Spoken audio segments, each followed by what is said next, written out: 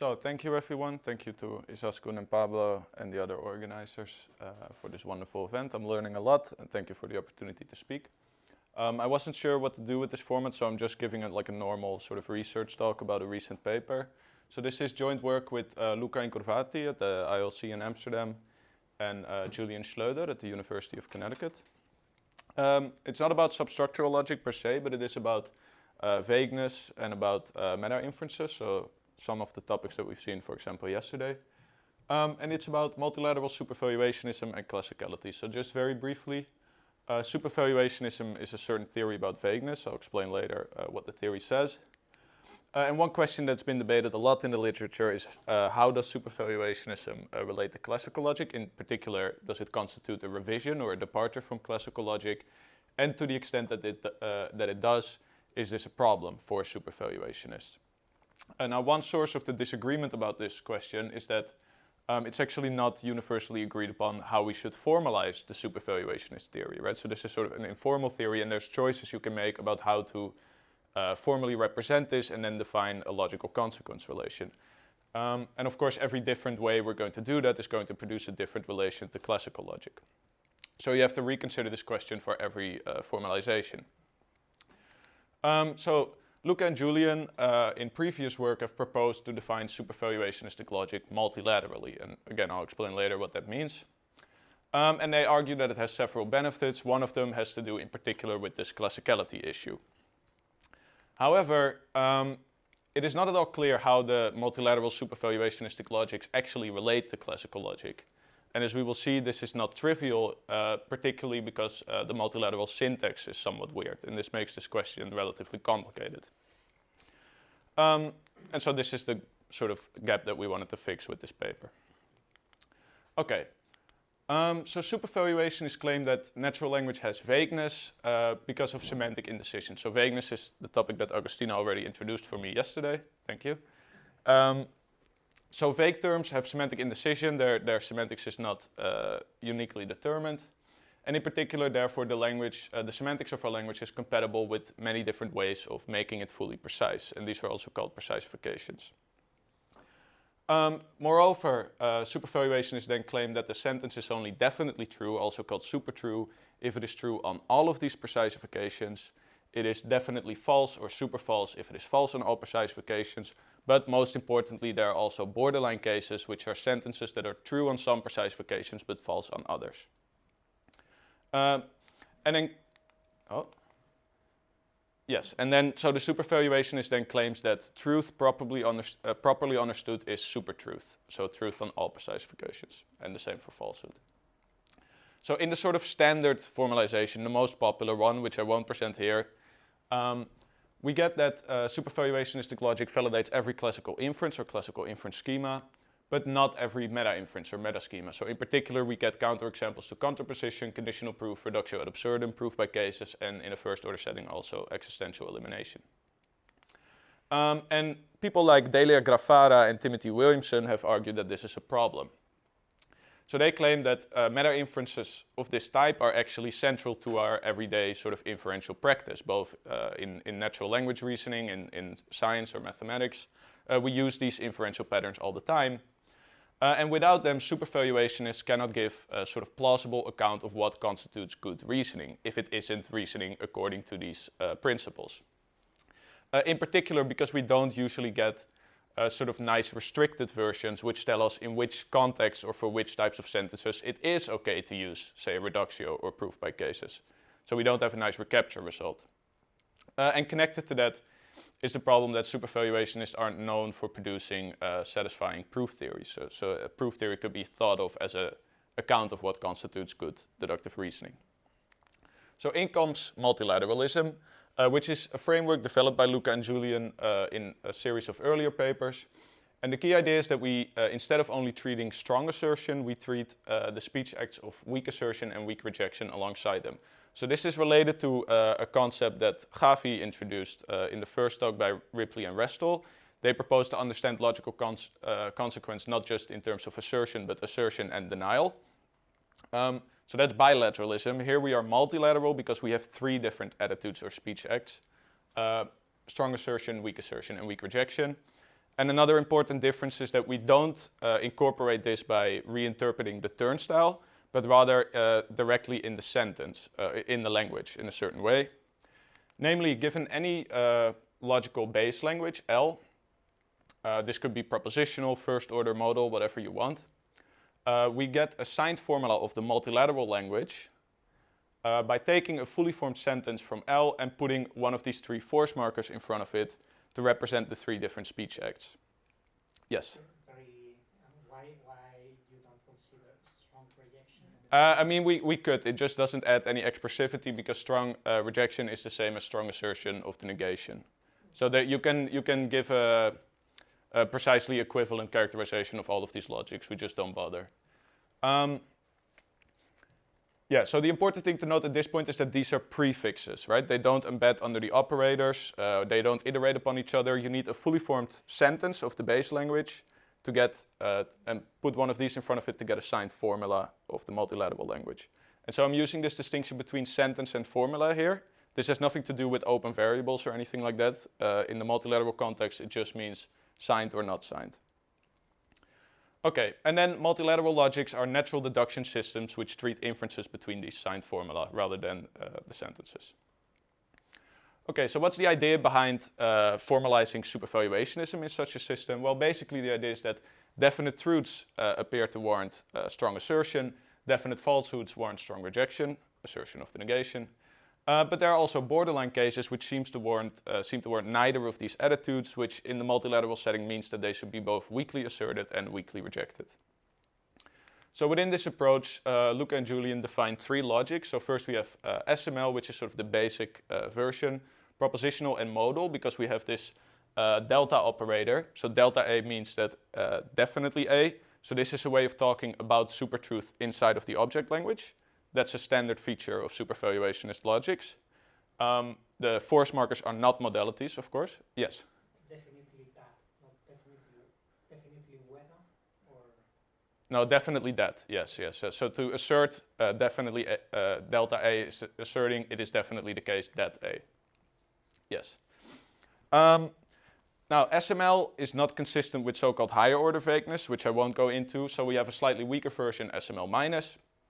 And then we have an extension of SML minus to this language of first order logic with identity. So this is just quantified SML minus. So first of all, we have the operational rules. For the operators, conjunction are the usual ones with strong assertion. Negation rules allow us to go back and forth between weak assertion and weak rejection. And then we have these rules for the delta. This is all relatively obvious, so I won't pause on it too long. The difference between SML and SML minus is that we just remove this rule from SML minus, but you don't really have to worry about that. Then in multilateral logics, we also need coordination principles which govern the interaction between the speech acts. So strongly asserting and weakly rejecting the same thing is incoherent. If a strong assertion is incoherent, then you should weakly reject this, and vice versa. Strong assertion entails weak assertion. And then we have this weak inference rule, which is a little bit weird. I won't go into detail about the justification for it, but it's important to note that we have a restriction here on when it can be applied. So this plus here means that we can only apply this rule if in this subderivation we don't have any open leaves that are signed by anything other than the plus. And we can't use these rules in this subderivation. Yes? So this system, it doesn't have normalization, right? At all. Because this is the same problem that Pravets had when he tried to propose the natural deduction system for S4. Mm-hmm. He was like, I can only apply a rule if everything is like boxed, and then when you do the normalization steps, you cannot control that. So I wouldn't know. I wouldn't know, to be honest. Yeah. So no, I I have no idea. Okay. Sorry. Yes. Can you go back? Yeah, sure. Why from the strong assertion of A and B? I mean, the plus applies to the whole A and B, right? Yeah. Okay. Yes, Okay, exactly. I'm sorry, Yeah, so this, we don't put the brackets because the plus is only a prefix. So it's Okay. always the whole sentence. Okay. Yes. like in bilateralism that you put like the V dash and then you put the minus and the plus. Yes, exactly, but it's a generalization because we have multiple speech Yeah, acts. I Yes, understand yes. that. You could put the V dash and just put the sign there. I mean, it's not a formula itself. It's a Yeah, it's a metalinguistic symbol actually, the force markers, yes. Okay. And then we have these rules for the quantifiers. Details don't really matter. Now, these multilateral systems all derive the following 4 rules. And you may notice that these are precisely restricted versions of the invalid meta-inferences that we started out with, right? We have conditional proof, reductio ad absurdum, proof by cases, and contraposition. All of these are derivable, but each of them has this restriction on the subderivation because they're all derived using that weak inference rule. And so Luca and Julian claimed that this solves the challenge from Grafara and Williamson.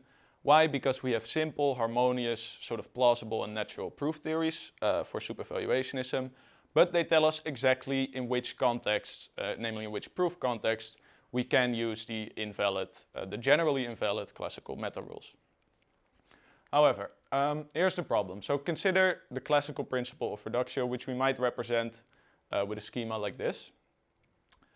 And the reason why this is not completely valid in the multilateral systems, at least intuitively, is because instances like this fail, right? A weak assertion of P is incompatible with a strong assertion of not P, but a weak assertion of P doesn't entail the strong assertion of P.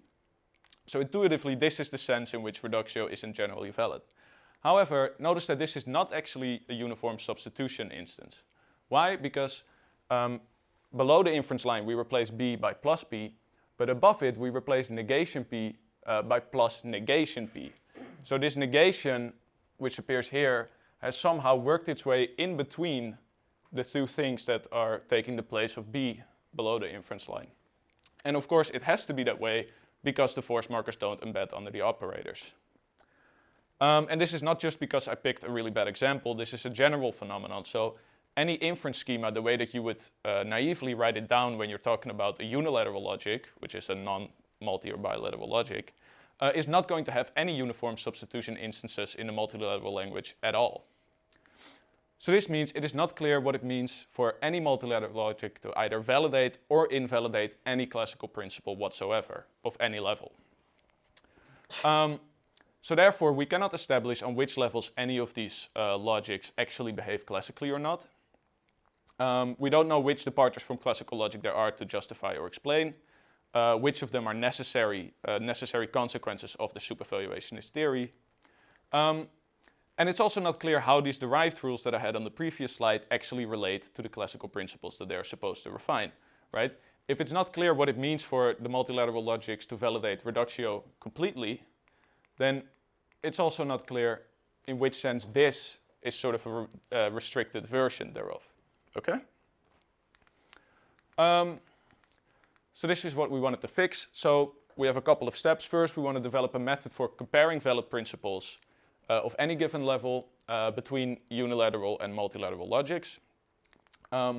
Apply these to determine on which levels the multilateral logics are classical. Investigate whether we can tweak them somehow to increase the degree of classicality, similar to the sort of ST hierarchy, this kind of idea. And then reassess the arguments that respond to Grafara and Williamson based on these results. Okay, that was a very long setup. Now we get to the actual start of the talk. Okay, so we start with the methodology, of course. So these are the inferential levels. Don't really have to go into them anymore. We saw them yesterday. A level 1 inference is valid on one of these logics if it's provable in the proof system. Higher level validity is defined recursively as preservation of validity. So this is the notion of global validity that we saw yesterday. In particular, the version which always cares about preservation of itself. And then, okay, let's start looking at this comparison problem. Sorry, I missed Yes. the previous one. Yeah. So this is just preservation of, preservation of validity, preservation of itself, preservation of that, and so on. Okay. So normally when we want to compare 2 different logics which are formulated in different languages, we would do so using schemas rather than individual inferences, right? So for example, in a sentential setting where we don't have quantifiers, we might set up something like the following. We start with some set of metalinguistic variables. We close it under the operators.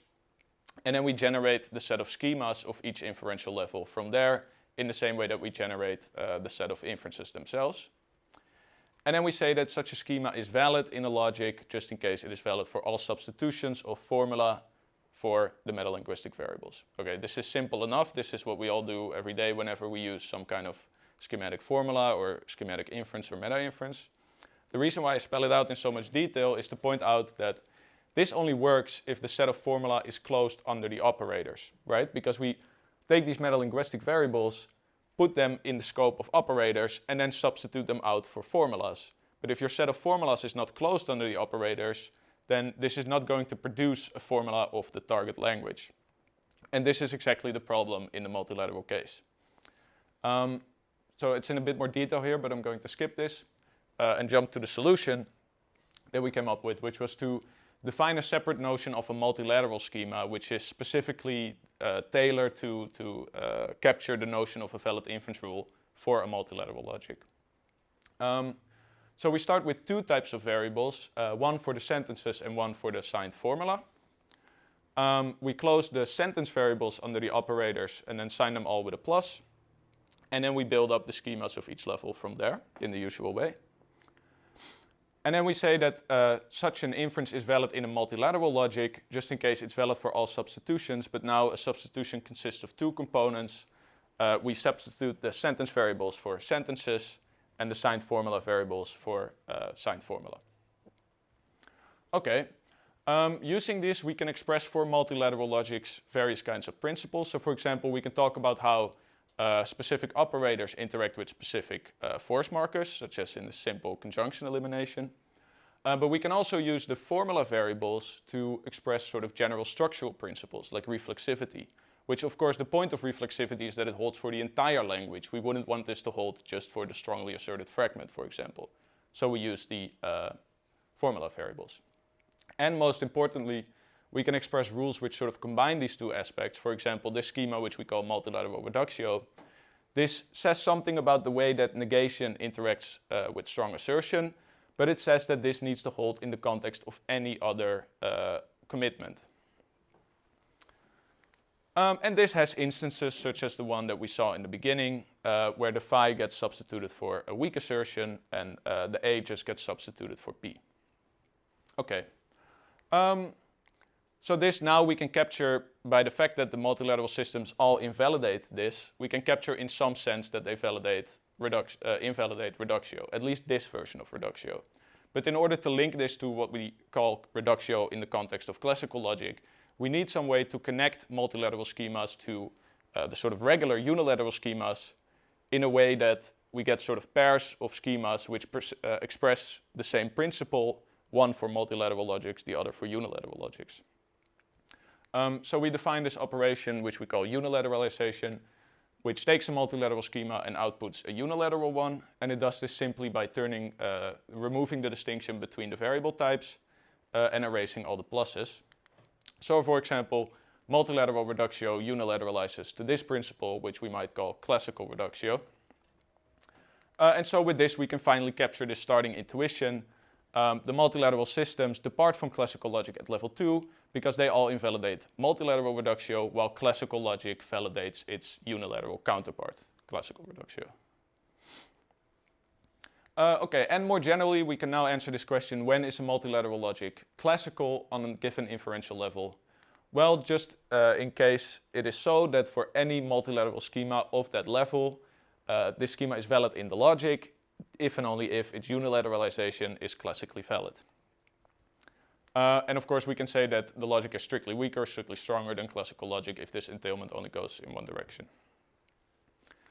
Okay, then we can start applying these to the systems that we started out with. So these are the results for SML and SML-, they are exactly the same.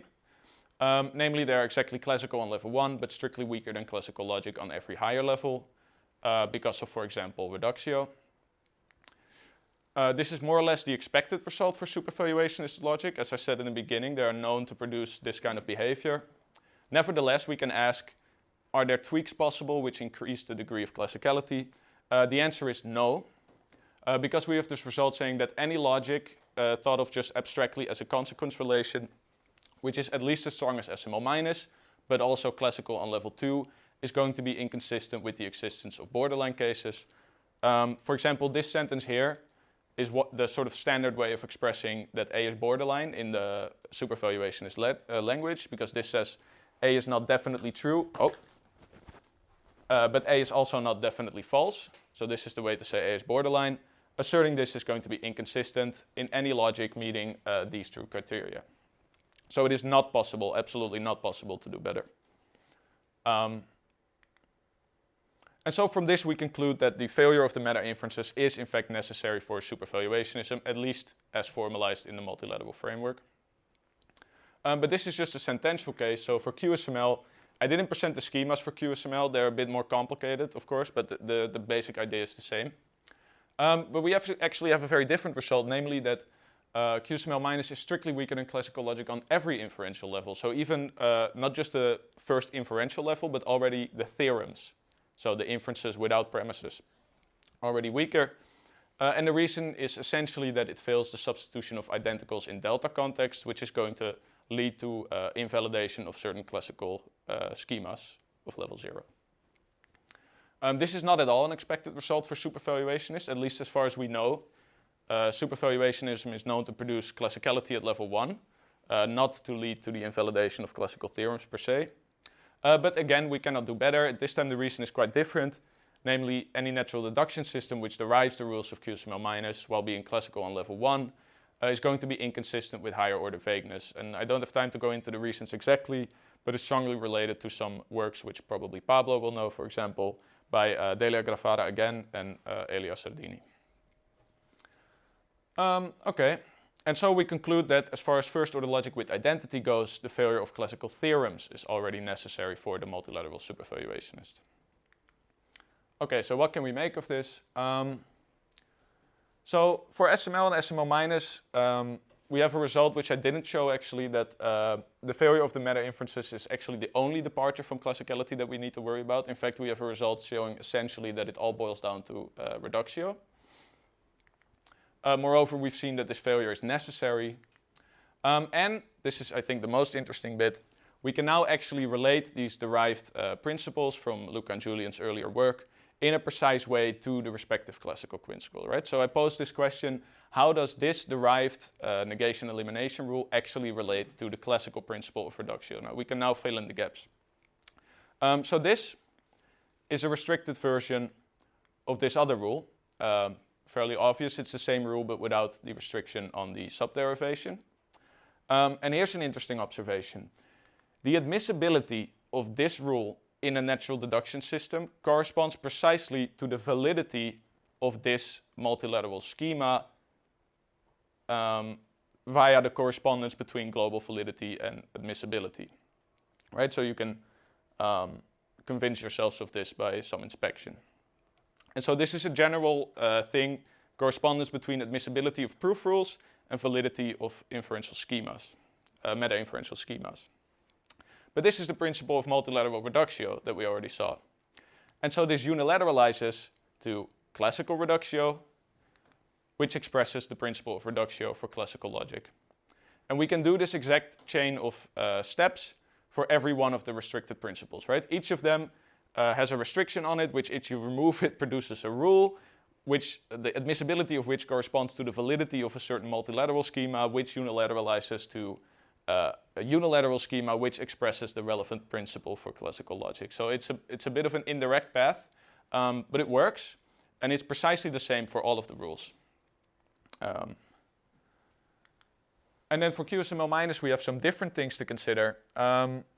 So we've now seen that the failure of the meta inference is actually not the only departure from classicality that we need to worry about. But we also have this failure of identity substitution in delta context. Now, Luca and Julian already made some comments about this in the earlier paper, where they offer a sort of contextual reading of the logic, which I'm going to skip over because I think I've used a lot of time. So we haven't seen this, I didn't explain this, apologies. We also have a result to the effect that identity substitution is the only departure from classicality at level 1 that we need to worry about. And moreover, we've seen that it is necessary to account for higher order vagueness. Okay, so then there's some more general takeaways. Multilateral logic is relatively uncharted territory. It's only been around for a couple of years. And moreover, it's uncharted territory which, in some sense, exists on a sort of island due to the syntax being so peculiar.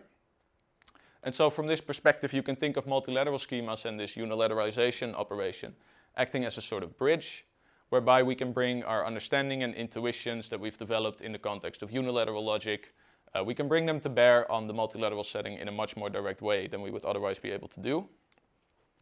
And so from this perspective, this whole question about supervaluationism and classicality is just a case study. Okay, thank you.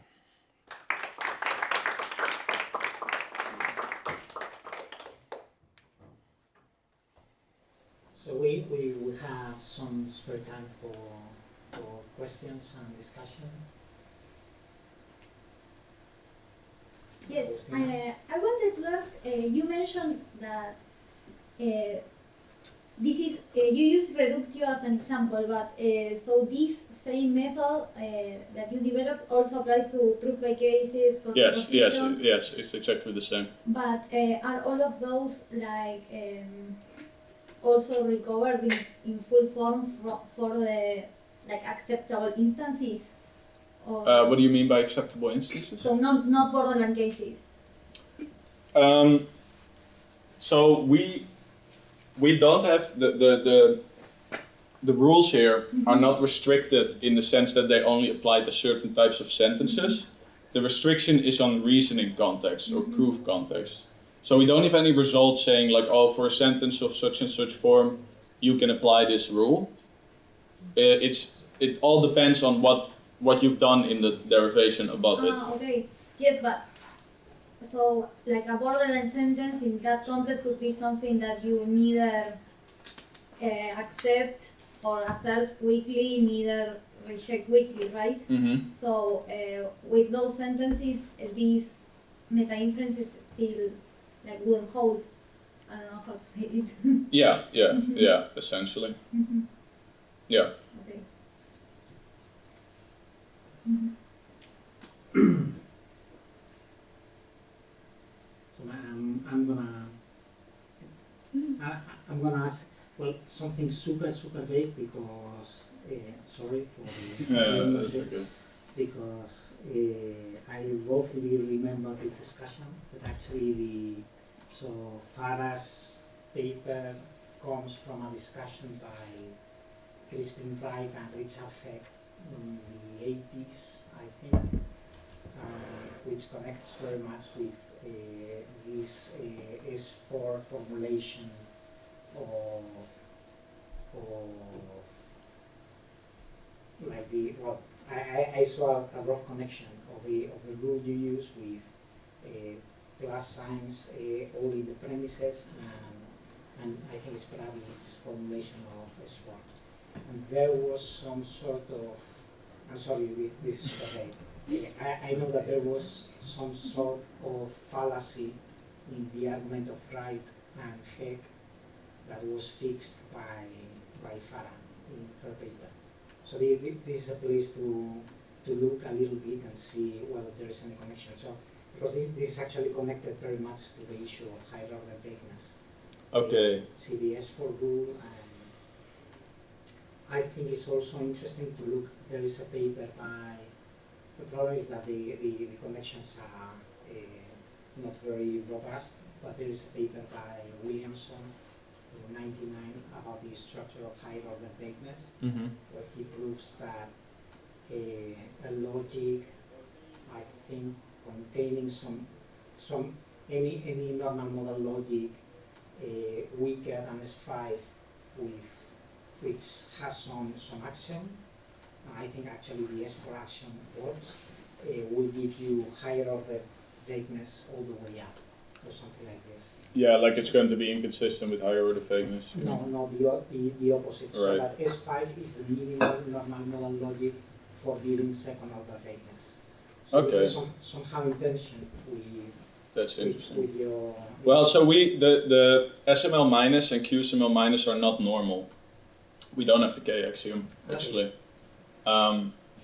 So in particular, SML minus is modulo a certain translation sounded complete for a logic called NT, which is a non-normal and non-classical modal logic. So in particular, the semantics, we have an accessibility relation for every sentence. So it's syntactical. Okay. So you can also, or you can equivalently, you can think about it as the accessibility relation being a function from ordered pairs, a world, and a sentence to a set of worlds. I see. Yes. I mean, this conclusion of Williamson depends on the way he defines higher order tightness. Mm. But usually the general idea is that S4 somehow is inconsistent, at least intuitively, with higher order tightness. But actually, in this paper, he argues for this claim that normal modal logics weaker than S5 have all higher orders of vagueness. Hmm. So borderline cases of any order. That's interesting. So But then, how does that work with Grafada's result about the gap principles? Yeah, the graph Farah, the thing is that the argument of Farah relies on global validity. Right, yeah, So yeah. I was talking about, perhaps I mixed things. Hmm. Yeah, I was thinking, so Williamson's result is for local validity. Right, okay, okay. Yeah, that makes sense. Yeah, Yeah. So you mentioned there is a semantics for this mutual deduction. Yes, yeah, so I didn't have time to go into that, so we have semantics for each of them. So for SML, it's simple. We just take a set of worlds. The worlds are classical models. Strong assertion is true if it's true on all the worlds. Weak assertion if it's true in at least Without one world. restriction, in all worlds without restriction, or Yeah. all accessible. No, there's no accessibility relation. Okay. So And it's then- global. Yeah. And then in SML minus, we still have global validity in the regular level 1 regular inference sense. But we introduce this weird accessibility relation that I just mentioned, and we define the delta clause in terms of that. But so only the delta clause, not the consequence. So the strong assertion is somehow equivalent to an S5 modality. So that's Yes. Okay. Interesting. And another more general, a little bit about the dialectics. So some people claim that, Kit Fine in the classical paper and Rosanna Keith in her book claim that supervaluationism is classical when you stick to single conclusions and no modalities around. And in a sense, you can show at the level of inferences is classical, Yeah. and well, at the level of meta-inferences is classical in the admissibility sense, I suppose. No, in the global sense. So since No. I mean, yes, on the propositional fragment, yes. On the model-free fragment, yes. But yeah, not when you introduce the modality. So I didn't know if there was an argument saying that even in if you don't introduce modal operators and you stick to the single conclusions case, the logic is still not classical. No, then I think it's classical. Because the counterexamples to these rules, at least as they appear in Williamson's book, Mm-hmm. they rely on the use of a modality. Yes. So in the systems that I've presented, you don't need the modality to get the counterexamples, right? The example that I gave for reductio used a weak assertion, but there was no modality in there. Because the signs are model-like. In a sense, yes. Yeah. Interesting. And any direction to expand it to multiple conclusions? Well, so this is difficult, first of all, because they're natural deduction systems. So I don't really know. Yeah, but from the semantics, you can easily, perhaps. Yeah, from the semantics, this would probably be fairly straightforward to define this. I don't know if we really want to go and do that per se. Also because the general multilateral framework is largely motivated from an inferentialist perspective. So we're not so interested, first of all, in taking the model theory to be crucial, which is actually part of the reason why we're using global validity here, is because it doesn't depend on the model theory in the same way that local validity does. And there's also this some arguments which I think came up by Scheinberger to the effect that multiple conclusions are not plausible in an inferentialist sense. Thank you.